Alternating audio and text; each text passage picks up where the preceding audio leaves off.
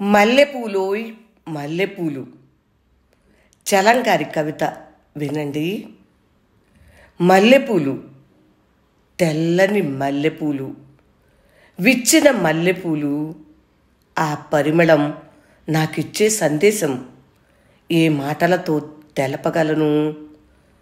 సాయంత్రాలు స్నేహానికి చల్లని శాంతినిచ్చే మల్లెపూలు, అర్ధరాత్రులు ఇచ్చి జుట్టు పరిమళంతో కలిసి నిద్రలేపి రక్తాన్ని చిందులు తొక్కించే మల్లెపూలు, వాళ్ళ మధ్య చేతుల మధ్య నలిగి నశించిన పిచ్చి మల్లెపూలు, రోషాలు నవ్వులు తీవ్రమైన కోర్కెలతో తపించి వాడిపోయిన పెద్ద మల్లెపూలు, సన్నని వెన్నెట్లో ప్రియురాలి నుదుటి కన్నా తెల్లగా ఏమి చెయ్యాలో తెలియని ఆనందంతో గుండె పట్టి చీలికలు చేసే మల్లెపూలు, తెల్లారకట్టలేచి చూసిన ఇంకా కొత్త పరిమళాలతో రాత్రి జ్ఞాపకాలతో ప్రశ్నించే మల్లెపూలు,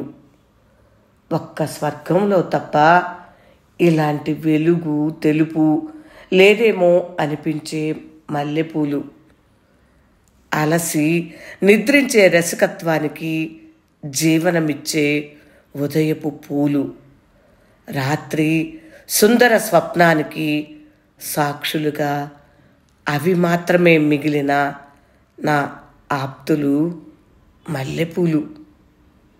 మల్లెపువ్వులో మల్లెపువ్వులు చలంగారి కవిత విన్నారు కదా ఫ్రెండ్స్. మీకు ఈ కవిత నచ్చిందా? నచ్చినట్లయితే వనజా తాతినేని యూట్యూబ్ ఛానల్ను సందర్శించండి. అక్కడ అనేక విభిన్నమైన కథలు, కవితలు, సామాజిక విషయాలు, పాటలు, మ్యూజిక్స్ మీకోసం అలరించడానికి సిద్ధంగా ఉన్నాయి. తప్పకుండా విచ్చేయండి, అక్కడ మాట్లాడుకుందాం. నమస్తే.